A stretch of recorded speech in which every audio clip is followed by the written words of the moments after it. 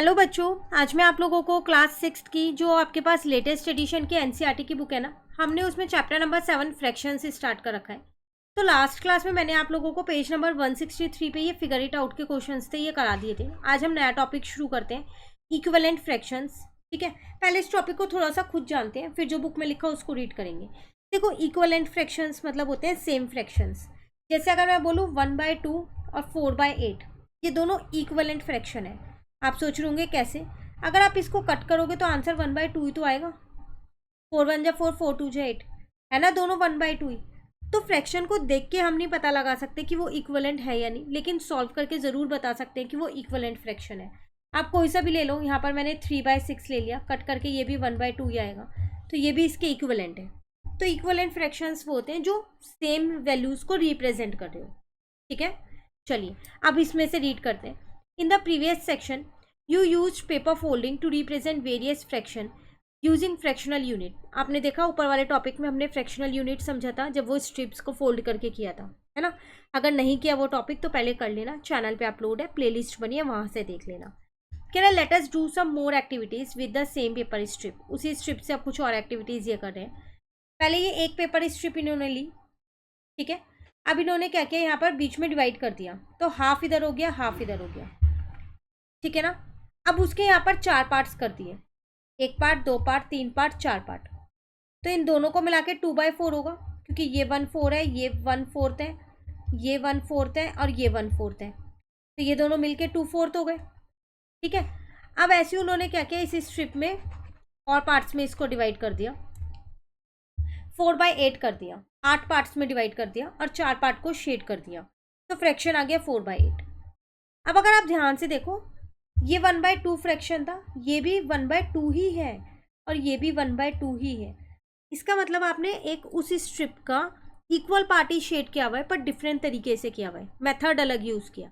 एक में सीधा हाफ ले लिया, एक में क्या किया, 2-2 4-4 पार्ट कर दिए, 2 पार्ट ले लिए, फिर एक में क्या किया, 8 पार्ट कर दिए और 4 पार्ट ले लिए, पर किया आपने उसको हाफ ही शेड है तीनों में ही। तो इन्हें बोलते हैं हम इक्विवेलेंट फ्रैक्शंस। ठीक है, these are equivalent fraction that denote the same length but they express in terms of different fractional unit.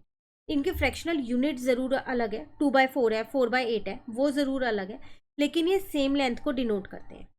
ठीक है, अब कह रहे हैं now check whether 1/3 and 2/6 are equivalent fraction और नॉट यूजिंग पेपर स्ट्रिप। अब आप इन्हीं स्ट्रिप्स का यूज़ करके बताना क्या 1/3 और 2/6 इक्विवेलेंट फ्रैक्शन है। बिल्कुल, क्यों, 2 1 जा 2, 2 3 जा 6, इसका आंसर भी तो 1/3 आ रहा है ना, इक्विवेलेंट फ्रैक्शंस ये भी। तो आप सिर्फ पेपर स्ट्रिप से इनको बना देना, वैसे ये इक्विवेलेंट फ्रैक्शन है। ठीक है, make your own fraction wall using such strips as given in the picture below. जैसे कि ये फ्रैक्शन वॉल आपको दे रखी है, 1/2 ये है, 1/2 ये है, मिलके कितना हो जाएगा, पूरा कट होके 1 हो गया। 1/3, 2/3, 3/3, फिर 4 में डिवाइड किया, फिर 5 में कर दिया, फिर 6 में कर दिया। ठीक है, तो ऐसी वॉल आपको खुद से कंस्ट्रक्ट करनी है। आप आगे कर सकते हो, 7 में डिवाइड कर दो, 8 में कर दो, 9 में कर देना, 10 में कर देना। ठीक है ना। अब यहाँ कुछ क्वेश्चन के आंसर आपसे मांग रहे हैं, उनको देख लेते हैं। Are the length 1/2 and 3/6 equal, ये दोनों लेंथ इक्वल है। कट करके देखो, 3/6 को कट करो, 1/2 ही आ रहा है ना, तो येस लिख देना, yes the length of 1/2 and 3/6 are equal, पूरी लाइन लिख के आना। ठीक है, next, are 2/3 and 4/6 equivalent fraction. क्या 2/3 और 4/6 इक्विवेलेंट फ्रैक्शन है? तो 2/3 तो कट नहीं होगा किसी से, 4/6 कट हो रहा है 2 की टेबल से, दोनों के आंसर 2/3 आ रहे हैं। येस दे आर इक्विवेलेंट, तो ये आपके इक्विवेलेंट फ्रैक्शंस हैं। ठीक है, नेक्स्ट क्वेश्चन थर्ड में कह रहे हैं how many PCs of length 1/6 will make a length of half. कह रहे हैं 1/6 के, इन यहाँ से देखो कितने पीस लूँ कि हाफ हो जाए वो लेंथ, तो 3 पीस लोगे तभी तो हाफ होगी।